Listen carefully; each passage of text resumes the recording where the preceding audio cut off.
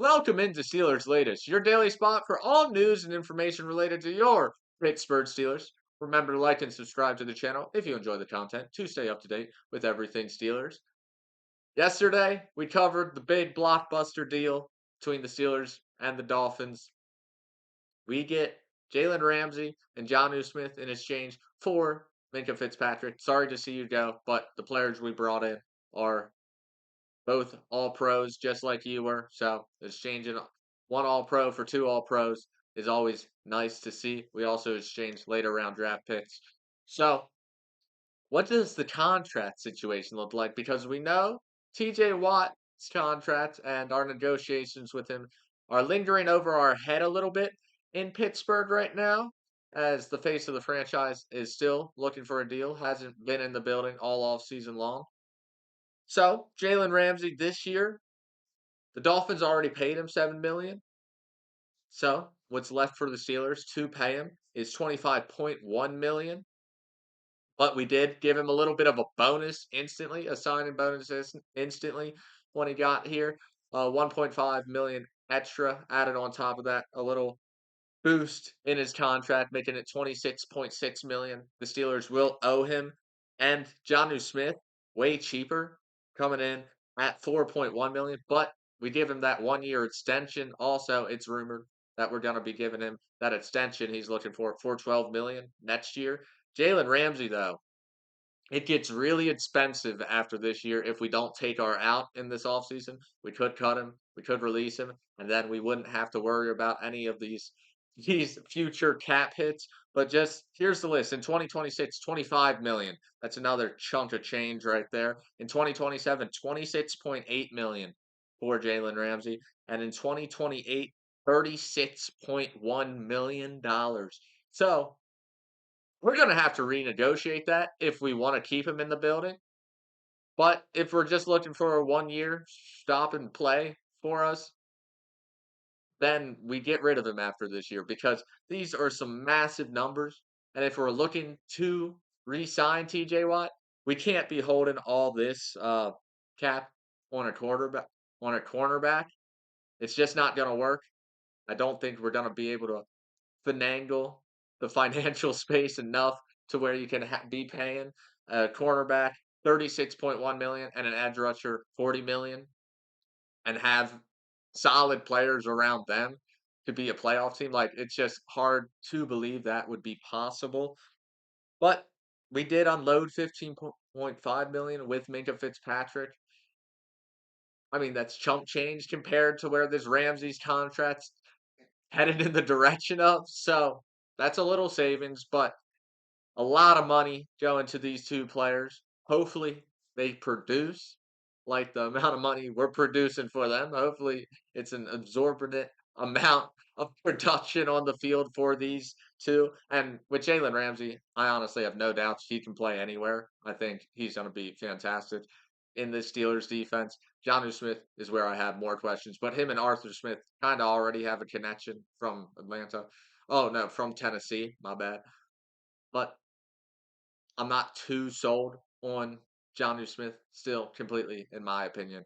But let's move to TJ Watt and this contract. Now, going into next year's free agency, we are supposed to have in the range right now. Before the trade, it was at like $97 million in cap space next offseason. So after the deal, I'm assuming it's going to be around 70 to 80 million next year in cap space. That's still enough to get the deal done with TJ Watt. But the issue is if you give him $40 million a year, that leaves you with 30 million. And from what I saw, only 47 players are under contract for next season. They have a contract going through next season. So we have a lot of roster space available. And how much can you fill that out with 30 million? And how much solid talent can you get into the roster with 30 million? But all I gotta say about TJ Watt is we really do have to make this deal happen. The more we wait, the more I really start getting worried. These trade proposals I see online are maybe factual and might be happening because it does seem like a lot of rumors are going around now about TJ Watt. I saw an article today talking about how GMs are calling around talking about what it would take to trade for TJ Watt. So the murmurs are happening. I really do hope the Steelers re-sign, extend TJ Watt. Once again, I think there are some players that deserve to wear one jersey their whole career. There should be lifers in pro sports. That's something we saw in the past that has really faded out of existence now in this modern era of sports. And I'm not too big of a fan with these generational talents, like at the end of their career, floating between three different teams. I know it happens in every league over every generation, but I do believe TJ Watt should be a Steeler for life. There's no one that fits the Steeler way more than TJ Watt. He's a grab your lunch pail and go to work kind of guy. Just like Jack Ham, Joe Green, Jack Lambert, Mel Blunt, and Troy Polamalu. He's a Steelers defensive legend who deserves to never have to wear any other team's ugly uniform. He belongs in the black and gold forever. And I don't know. I just don't like the modern era where all the stars go and die elsewhere. I think teams should show some love to their stars that have given them so much to the organization. I think you got to sign those players when you have the chance. You got to send those players when you have the chance.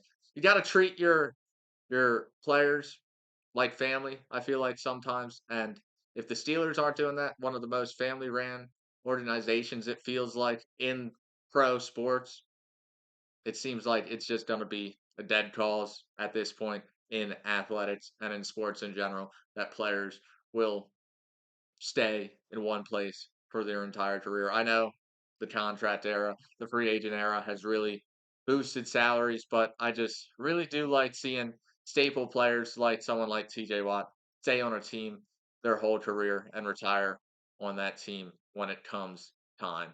But if we are to trade him, if this modern era is to continue its ways of how blockbuster deals seem to be happening at the drop of a dime in any league at any time these days.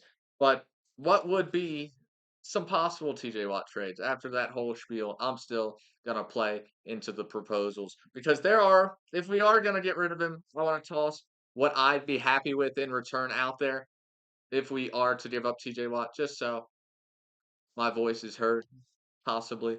But first one, these are all three teams. I got three deals, but these are all three teams that could use an edge rusher and have the financial capabilities to extend TJ Watt for the future. First one, the Detroit Lions would send us either wide receiver, either one, Amon-Ra St. Brown or Jameson Williams, both of them over 1,000+ yards last year.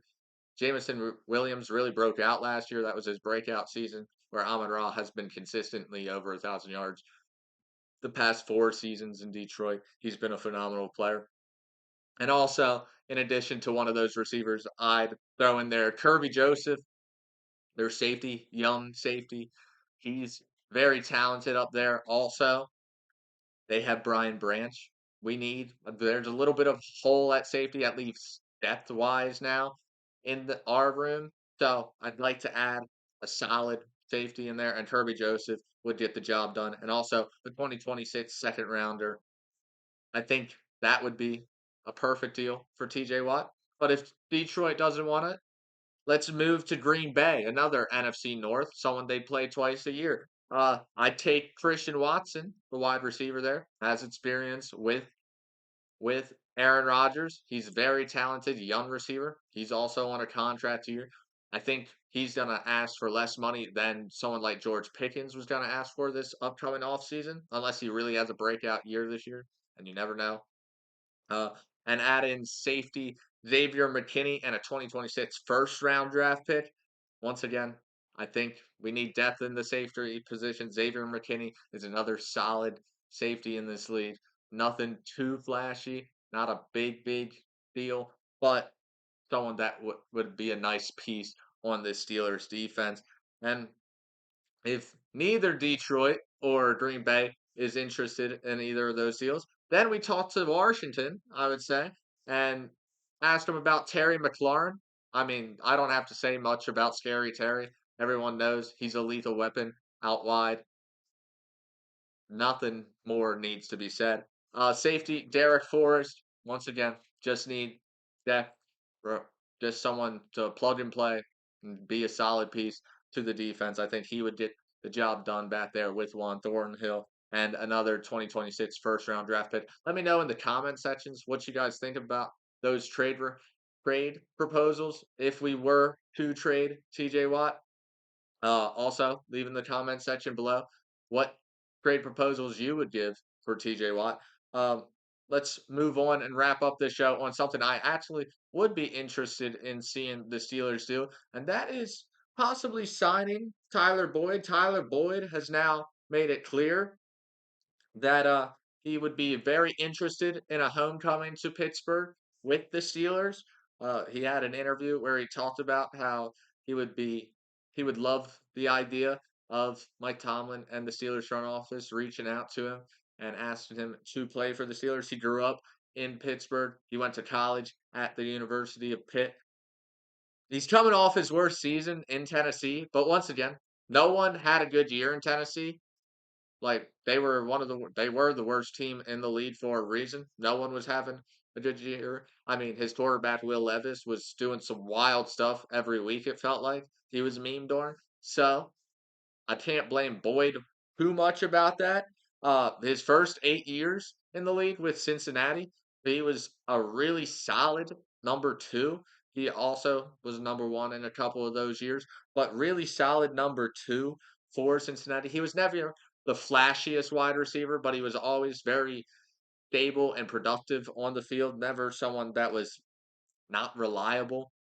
So I really think this is something we could use at our wide receiver two position just because we do have that veteran aging quarterback in Aaron Rodgers. So once again, never flashy, but always reliable is kind of nice in the situation we find ourselves in right now. Also, it probably only cost us around $2 million. So I don't see the loss in just bringing them in for 1 year and testing it out. But that is it from Steelers Latest. I've been your host, Cole Dennis, and I will see you tomorrow.